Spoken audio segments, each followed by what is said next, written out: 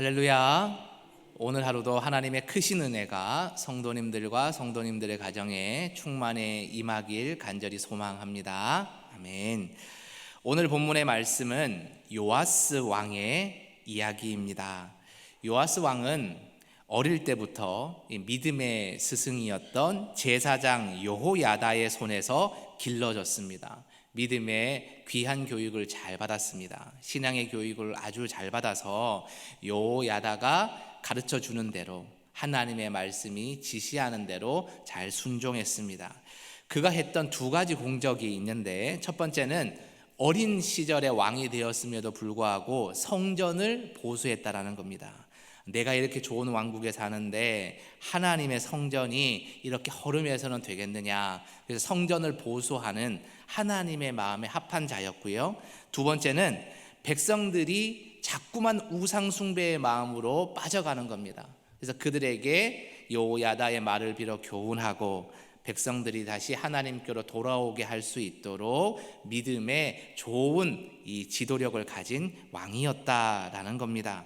그런데요, 오늘 본문을 보면은 또다시 이 요아스가 맞나 싶을 정도로 다른 사람의 모습을 보이고 있습니다.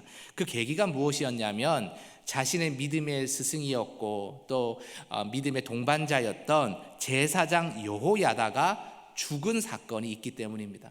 여호야다가 죽은 후에 무슨 일이 일어났는지가 오늘 본문에 드러나고 있습니다. 자, 여호야다가 죽었습니다.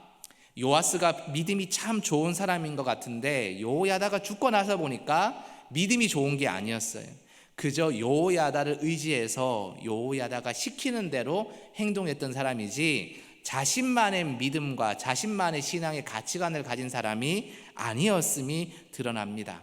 자, 여호야다를 못마땅하게 여겼던 유다 방백들이, 오늘날로 얘기하면 나라의 장관들이라고 말할 수 있겠죠.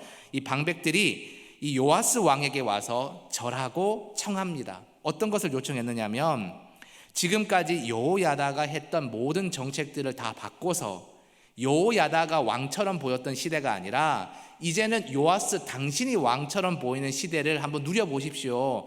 우리는 요아스 당신의 말을 듣고자 합니다. 이렇게 해서 요아스의 기분을 좋게 만든 거예요.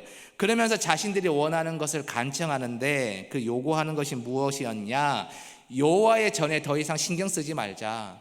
다른 데 돈 쓸 것도 많은데 여호와의 전에 왜 그렇게 신경을 쓰냐 하는 거였고, 두 번째는 시대의 흐름과 트렌드를 따라서 아세라 그리고 이런 우상들을 이제는 섬겨야 한다. 언제까지 이 여호와 하나님만 섬기냐? 다른 나라 봐라. 우리보다 잘 사는 나라들 다 저 우상 섬기지 않냐? 이제는 여호야다도 죽고 없으니 당신이 명령해서 저 우상들을 섬기면서 우리도 다른 나라처럼 부강하게 한번 살아봐야 된다. 이렇게 소위 말해서 유혹하고 꼬셨다라는 겁니다. 믿음이 있으면 안 넘어가겠죠. 여러분 같으면 당장에 군사들을 불러서 방백들을 다 처형시켰을 거예요. 그런데 요아스는 거기에 넘어갔다라는 겁니다. 나라가 엉망진창이 되었어요. 하나님의 선지자들을 보내셔서 여러 번 경고합니다. 그것이 아니다. 그렇게 살면 안 된다. 경고했지만 오히려 선지자들을 핍박하게 되었습니다. 마침내 하나님이 누구를 보내시느냐? 여호야다의 아들, 믿음의 스승의 아들의 말은 듣겠지 해서 여호야다의 아들 스가랴를 보냅니다. 하나님의 영에 크게 감동되게 하셔서 하나님의 말을 성전의 뜰에서 외치게 하셨습니다. 그것이 바로 20절입니다. 너희가 어찌하여 여호와의 명령을 거역하여 스스로 형통하지 못하게 하느냐 하셨나니 너희가 여호와를 버렸으므로 여호와께서도 너희를 버리셨느니라. 아멘. 우상을 숨기는 것 자체, 여호와 하나님도 섬기지만은 우상도 같이 섬기는 것은 아무 의미 없다는 거예요. 그래서 하나님을 버리는 행동이고, 그런 행동을 하면 하나님도 너희를 버린다. 너희가 이제 죽게 되었으니 이제 돌이켜라 라고 외쳤습니다. 자, 이 소리를 들은 요아스와 백성들이 어떻게 했을까요? 믿음의 스승의 아들이니까 우리가 그래도 경청해야지. 아니었습니다. 듣기 싫다는 거예요. 스가랴를 당장에 잡아서 돌로 쳐서 죽입니다. 사형을 시킵니다. 성경을 덧붙입니다. 22절입니다. 요아스 왕이 이와 같이 스가랴의 아버지 여호야다가 베푼 은혜를 기억하지 아니하고 그의 아들을 죽이니. 여러분, 죄를 짓는 거에 계기가 뭐라고 얘기합니까? 동기가 어디에 있습니까? 은혜를 기억하지 못할 때. 여러분, 우리가 악한 것도 있고 욕심이 많은 것도 있고 그렇죠. 우리도 죄를 지을 때. 그런데 그것이 첫 번째 동인이 아니에요. 첫 번째 동인은 무엇이냐? 하나님의 은혜를 기억하지 못하니까 내 마음대로 선택해서 하고 그 선택의 결과가 죄로 이어지는 거예요. 요아스도 마찬가지였습니다. 하나님이 여호야다를 통해서 부어주신 은혜를 기억하지 못했기 때문에 이 엄청난 죄를 저질렀습니다. 자, 죽어가는 스가랴가 마지막 숨을 몰아쉬면서 이렇게 말하지요. 22절 하반절입니다. 여호와께서 감찰하시고 신원하여 주옵소서. 이게 무슨 얘기입니까? 하나님, 저 왕이 얼마나 악한지 하나님이 보셨지요? 감찰하셨지요? 저는 갚을 능력도 힘도 없지만 하나님께 이 모든 거 맡겨드리니 공의의 하나님께서 해결하여 주십시오. 벌을 내려주십시오. 이 말을 하고 숨이 끊어졌지요. 사랑하는 성도님들, 은혜를 잊은 마음이 한 사람을 어디까지 끌어내리는가를 보여주고 있습니다. 여러분, 요아스 왕은 누구였습니까? 성전을 지키던 아이였습니다. 아이였던 왕의 시절부터 성전을 돌봤던 왕이었습니다. 성전을 보수했던 왕이었습니다. 또 하나님께로 많은 백성들이 돌아올 수 있도록 애썼던 왕이었습니다. 그런데 그를 지켜주던 자가 사라지자 사람의 말이 하나님의 말씀의 자리를 대신한 겁니다. 성전뜰에서 하나님의 말씀을 외치던 자가 성전뜰에서 선지자들을 죽이는 왕이 되었습니다.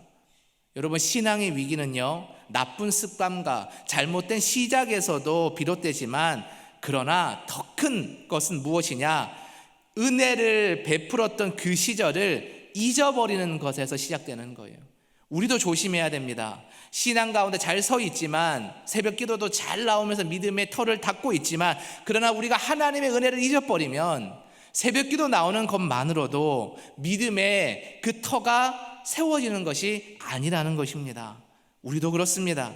누구의 기도와 수고로 여기까지 왔는지, 어떤 하나님의 은혜로 구원받은지 잊어버리는 순간 아무리 교회를 열심히 다닌다 할지라도 조금씩 하나님의 뜻이 아니라 사람의 시선과 분위기에 밀려서 길이 조금씩 어긋나질 수도 있다라는 사실입니다.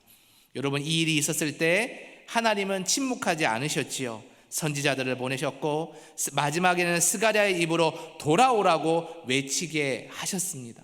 여러분, 하나님이 경고하신 거잖아요. 경고는 사랑의 다른 이름입니다.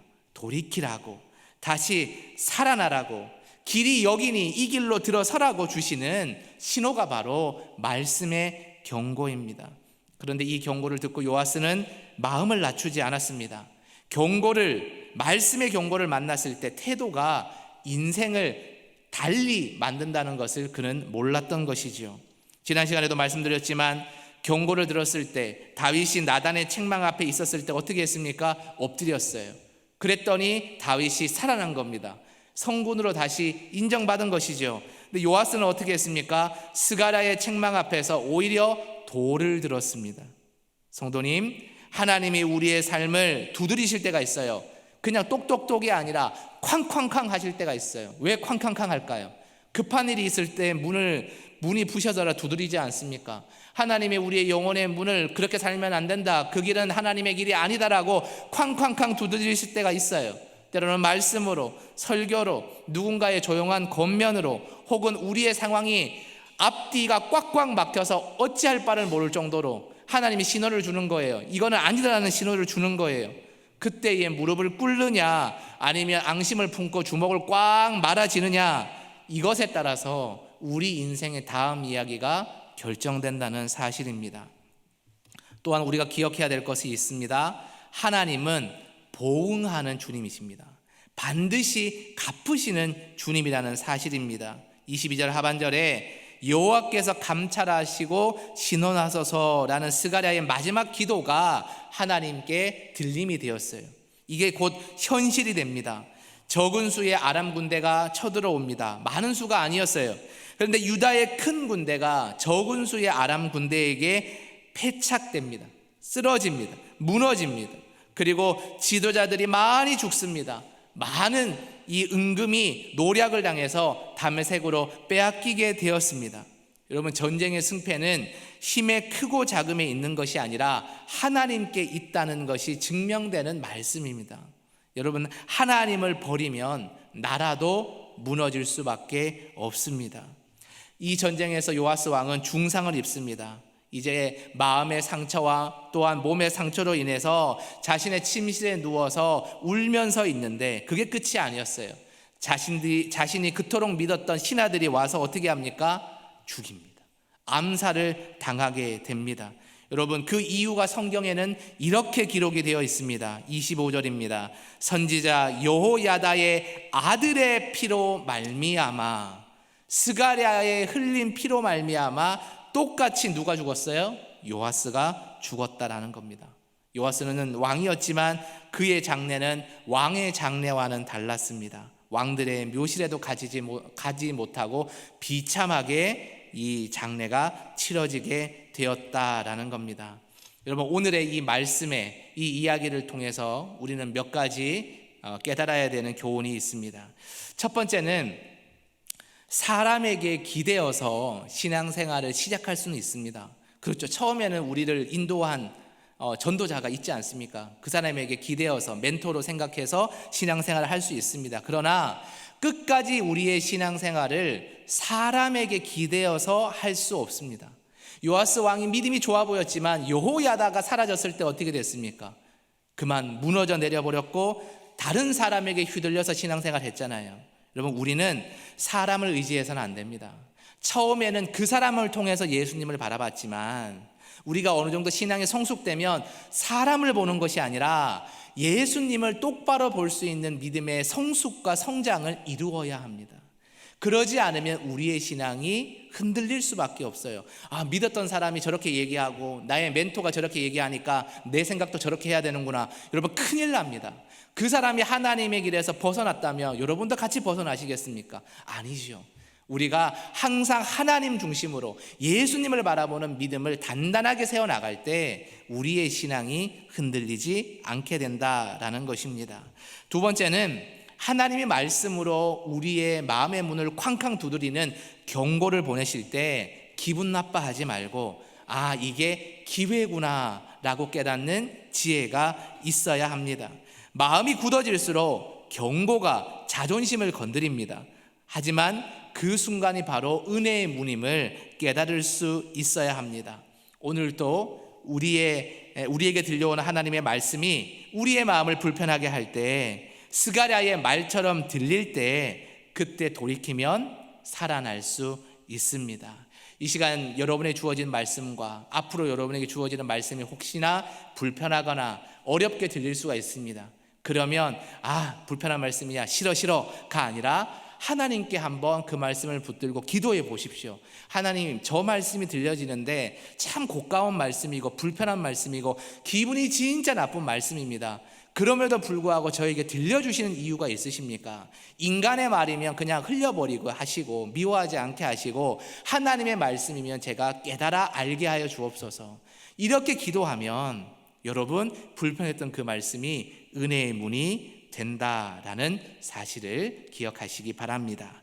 세 번째는 은혜를 기억하는 습관이 우리를 지킨다라는 겁니다.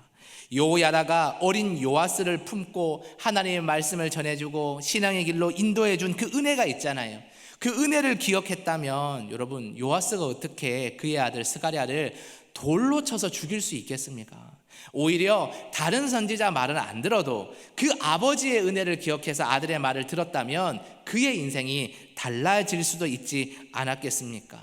사랑하는 여러분, 우리도 기억하기를 원합니다. 십자가의 은혜, 기도의 손길, 눈물의 중보, 은밀한 도움, 여러 가지 신앙의 유익들, 그 은혜들이 우리에게 있지 않습니까? 그것을 기억할 수 있기를 바랍니다. 기억은 감사로 이어지고요, 감사는 순종으로 이어지고요, 순종은 다시 기억으로 이어집니다. 이것이 믿음의 선순환입니다. 이 고리가 끊어지게 되면 우리의 마음은 금세 하나님을 잊어버리게 되고 하나님 아닌 다른 곳으로 채워가게 됩니다. 그러니 하나님이 주신 은혜를 기억하는 기쁨이 있기를 간절히 소망합니다. 마지막으로 우리가 얻어야 될 교훈은요, 하나님은 반드시 보신다, 갚으신다, 그리고 세우신다라는 겁니다. 스가랴 선지자의 말 한마디, 여호와께서 감찰하시고 신원하소서는 절망의 외침이 아닙니다. 하나님, 제가 이렇게 죽게 되었습니다. 어떻게 저한테 이러실 수 있습니까? 저 나쁜 놈을 혼내 주옵소서, 죽여 주옵소서가 아니었어요. 스가랴의 이 뜻이 뭐냐? 절망이 아니라, 원수 갚아달라는 말이 아니라 하나님은 정의롭다는 거예요. 하나님은 공의롭다는 거예요. 공의의 하나님을 내가 믿으니 아무런 원망과 슬픔과 미움 없이 저는 모든 것을 내려놓겠습니다. 하나님이 나머지를 알아서 하시지요 라는 고백이었습니다. 우리도 억울함과 어지러움 속에 있을 때가 있습니다. 고통 속에 있을 때가 있습니다. 그러나 그때 저놈을 죽여주십시오 라고 기도할 것이 아니라 하나님께 맡겨드릴 수 있는 믿음이 있기를 바랍니다. 여러분, 우리가 꽉 쥐고 있어도 해결되지 않습니다. 억울함이 있고 힘듦이 있을 때 하나님께 맡기십시오. 공의의 하나님께서 보셨고 들으셨어요. 그러니 반드시 갚으실 것입니다. 이것을 믿을 때 우리의 마음의 아픔이 풀어지고 하나님의 선하신 역사가 여러분의 두 눈앞에서 이루어질 줄 믿으시기 바랍니다.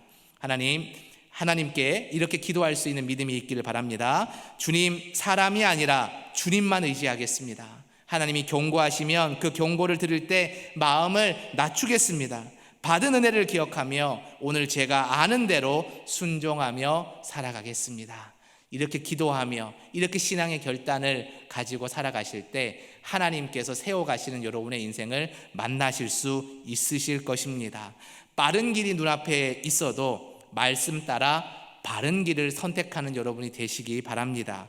해결보다 먼저 무릎을 꿇는 믿음의 겸손함을 가지시고 성취 받는 것보다 순종을 택할 수 있는 겸손의 사람들이 되시기를 바랍니다. 그러면 어린 시절 요아스처럼 하나님 마음에 합한 자의 모습으로 살아갈 수 있으리라 주님의 이름으로 확신합니다. 아멘. 이 시간 우리 합심하여 기도하며 나아가기를 원합니다.